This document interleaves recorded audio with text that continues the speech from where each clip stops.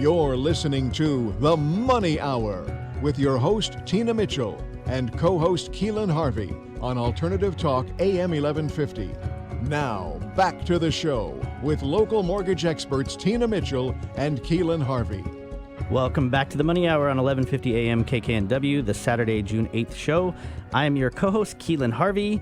And if you've been listening up, Tina Mitchell, our host, is in Cabo, everybody. But the good information goes on. So we are your local mortgage experts. It's a great day to talk about money. And that's what the show's all about, how to make money, save money, and build a better quality of life for you and your family. If you're hearing our show at a different time or day, you are listening to a rebroadcast, but we are here to answer any questions or connect you with the guests we have on the show today. Please call the show at 1-855-400-1150. That's 1-855-400-1150, or visit online at themoneyhour.com. In studio right now, we had Vincent Humphrey and Joe Towslee with Vincent Humphrey of Humphrey and Associates. Costly mistakes in your divorce case. Welcome to the show, guys. Hello, sir. Thank you. Whoa. Well, thank you guys for coming. If you have any questions for my guests in studio today, please call the show at 855-400-1150 or visit the online at themoneyhour.com. So where do we start, guys? Divorce. This is a pretty touchy subject for some, more than others, but costly mistakes in your divorce. Let me ask you right out of the gate, what do you guys think is like the biggest contributor to losing money if you're going through this divorce? Because that's what a lot of people think about, right? Divorce, you think money and, the heartbreak, and you're going your separate ways, and you guys have amassed, a fortune possibly, or an estate, who knows, together. Where do we go from here? Right. And I think at least, what I've seen is just unrealistic expectations is one of the easiest ways to mismanage the money that you have put forward for your divorce, whether it be, I think this is going to be simple, we see eye to eye. And a lot of times that's kind of the stem of the problem right there is your perspective is more likely than not off in some fashion to the other side, to put it delicately. Absolutely. I don't know, Vincent, do you have anything else for that one? I think so. I think what you will find in a lot of what we're going to talk about today is communication and the lack thereof, and that leads to really unparalleled and unrealistic alignment with what you're wanting and that reality. Yeah, that makes a lot of sense. I mean, if you think about it too, breaking down in marriages, a lot of time it's that breaking down of communication, right? And so by that point, it's probably at a pretty sour place, right? When you're making this decision, and you might have that emotional scorn or like resentment, and you like want to get back at this person by any way possible. Unfortunately, is that what you guys see? All the time. Mm-hmm. I do. Definitely so. So it makes sense for people to be like emotionally upset and for that to come into play in these scenarios. How should a person interact with their lawyer, though? You guys didn't do anything. Right. You know what? Thank you for saying that. Yeah. Thank you for saying that. I think some of the listeners, or I won't say our current clients, but maybe prospective clients, understanding that we're here to help, that we are on your side in some fashion. But one of the things that we do at our office that I wish other offices, and specifically law firms, would do the same, would understand that it is emotional, that there are a lot of things that are happening really outside of the law, but trying to remain objective. I mean, these are things that you learn in law school and as you're studying for the bar exam. And I think some lose that perspective that there is a certain element here that you have to be aware of. But beyond that, I would say that from a client's perspective, wanting to engage with your lawyer that way can be a real big mistake. And the mistake is that we are your advocates. We are on your side. As such, we will do what we can to take your emotions, your thoughts, your opinions, and make that digestible, not only to the other side or the other attorney, but also the judge or judicial officer that may be at play here. And so sending multiple emails or calling every other hour doesn't help you, because we bill for each one of those interactions. Not all lawyers. Some are kind of fixed costs all the way so, but in your more traditional sense, it's costing you. And so that emotion, a lot of our clients, we say, it's good to get help. Talk to a friend, a pastor, a counselor, or somebody else that can help deal with the emotional trauma, because it's part of it. As you said earlier, you were severing one of the closest relationships, if not the closest relationship that you have on this world. Yeah, that makes a lot of sense. I mean, as far as your guys' experience, Vincent and Joe, I mean, are people reasonable when they're reaching out, or is it like everybody's just crazy demands and it's like, go to this extreme and meet me in the middle type thing? Like, how does that interaction usually play out with you guys? Well, I will say, I think reasonableness is definitely a perspective. I'm sure everybody comes to the table saying, I'm trying to be reasonable. They're not doing, fill in the blank there. And it's really, I think it's important to set goals for yourself. If your children, if you have children are most important to you, that helps calibrate kind of where you want to go with the divorce. And sometimes it's just trying to meet a meeting of the minds, if you will, trying to figure out where they are coming from. Because like I said, it's perspective, absolutely so perspective. And if you can get some overlap, it takes two to tango. You can't go one direction with your divorce because you want to. You're going to have to do it together. And if you don't, kind of what Vincent mentioned earlier, there's a positive correlation between kind of spite and vindictiveness and cost. It'll go together. That makes a lot of sense. I mean, is it helpful to speak to your partner in these when this stuff's going on, or do you recommend that they don't? I mean, what's the correct course of action with your significant other? I would say, and I say this a lot to our clients, that absolutely start there. And I think what a lot of people do when they're facing these situations is they want to solve it. They understand what they are wanting, but they want to go straight to problem solving, which makes sense in a healthy marriage, that you are problem solving together. It doesn't work so well in certain instances if there's even some modicum of conflict when you're divorcing. So what we typically tell our clients or prospective clients or even listeners now that are out there that may be facing this situation is to talk to the other side to help calibrate, as Joe was saying. That way you understand, because you already know what you want, but you may not know succinctly where the other side is coming from. If you can gain that perspective, you just saved yourself hundreds, if not thousands of dollars before engaging any sort of legal professional, because as your advocate, we can find out what the other side wants. There's mechanisms that we have, but those mechanisms are costly and they take a lot of time to work out. And I think that's one of the other things that's underlying here. It's just the time.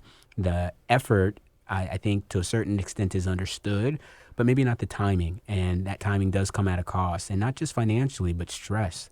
Having to go to work, unless this is what you do, I do it as well as Joe. Yeah. Most of the time, this is not what you do. And so this is something weighing on your mind, and there's deadlines and all sorts of other sorts of external pressures that are laid on top of just the emotional aspects of what we're talking about. That makes a lot of sense. And you mentioned before, Vincent and Joe, about deadlines. So it seems very important, obviously, with what we're talking about here and how this goes. Does it cost more when you don't listen to your lawyer's deadlines, or even if the court says that you have more time? I mean, I'm sure it's important to follow your lead on that, correct? Absolutely, absolutely. You can think of it kind of, in school, you have a test or a paper due, and a lot of times you end up working right up to that deadline, but you turn it in the next day, right? If your lawyer gives you those, it's because it's likely several days, if not weeks before the court's deadlines. So you have some buffer room to work out some kinks or some details. But when you blow past your attorney's deadlines, you're in a really bad position, not only for, your attorney, but the court, because the court sets these deadlines. And so your attorney, like Vincent said, is your advocate. And if they provide you with a time frame by which to do certain things, prepare certain documents, you've got to respect those. Otherwise, you're in a world of hurt, not only from your attorney, but then the court wants to know what's going on.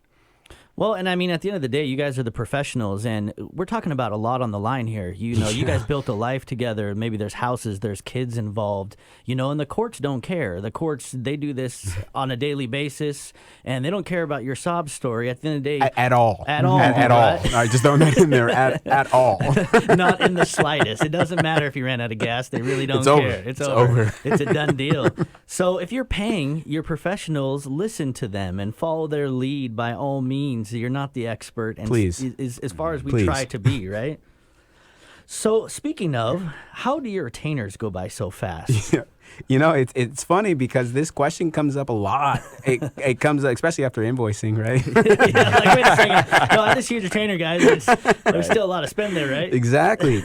And one of the things that we've adopted is likening retainers to gas in a car. Most people have never interacted with a professional that is getting paid on an hourly rate or on a basis that way. You may have maybe, let's say, a tax professional or an accountant, and there's maybe a couple hours. But when you're going through a divorce, especially if there's large estates or if there's children involved, then what you want to do is be very mindful of that. So typically, the retainer, the way that we sort of analogize that is with gas in the car tank, that the money that you give your lawyer up front is gas in the tank, right? If it's a Prius, it's going to cost a certain amount. If it is a Ford F-150 from the 90s, it's going to cost something very different to fill that up. Or maybe the Hummer would probably be a better analogy there. So it fills it up. But as you know, every time you interact with your car, it uses a little bit of gas. Yeah. So if you're flooring it, it's going to use more.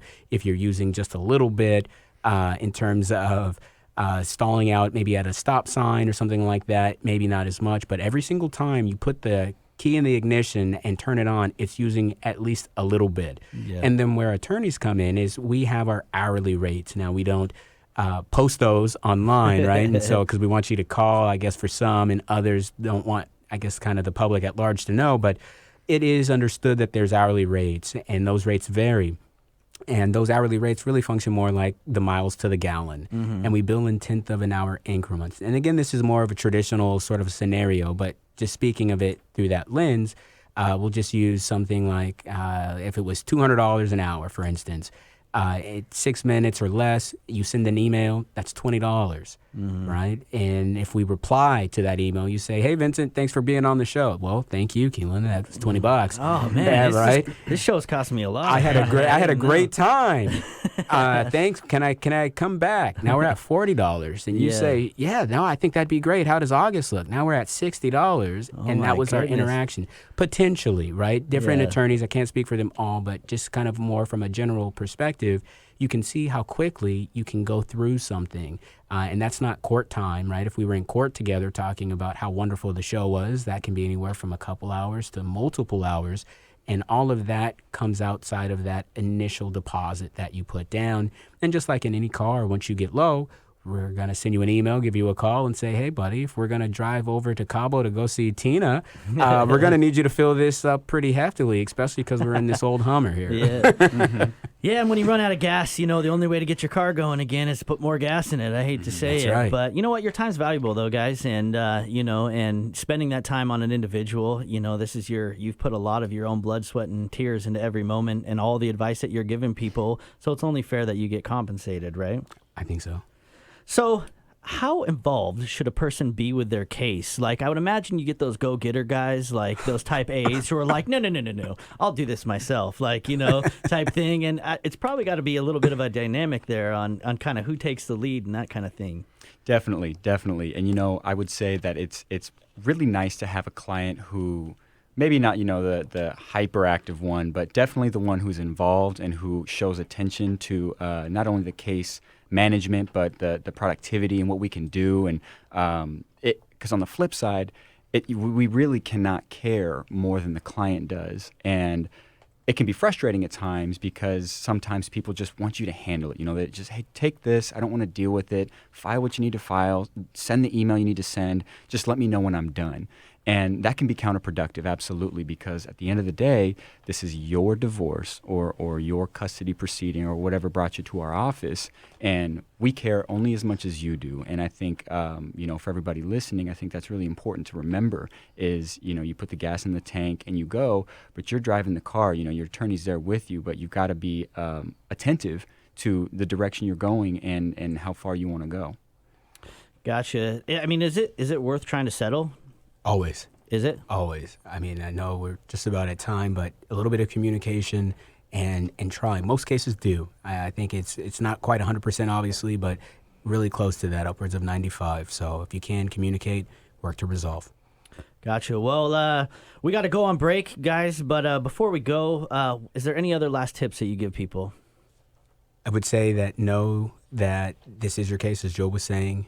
Be mindful of the communications that you are having and do what you can to get the support that you need outside of your lawyer as well to take care of the externals. That makes a lot of sense. That's awesome. Well, Joe, Vincent, thank you guys so much for coming on the show. It's been a pleasure, and we look forward to having you guys back. Thank you. Send it in an email. Not for $20, Vincent. Not for $20. No, that wasn't my rate. That was just an example. I love it. Thanks, guys, again. Thanks for having us. Coming up next on the Money Hour, the Mindset Effect with Susan Palmer Wood, right here on 1150 AM KKNW after this short break.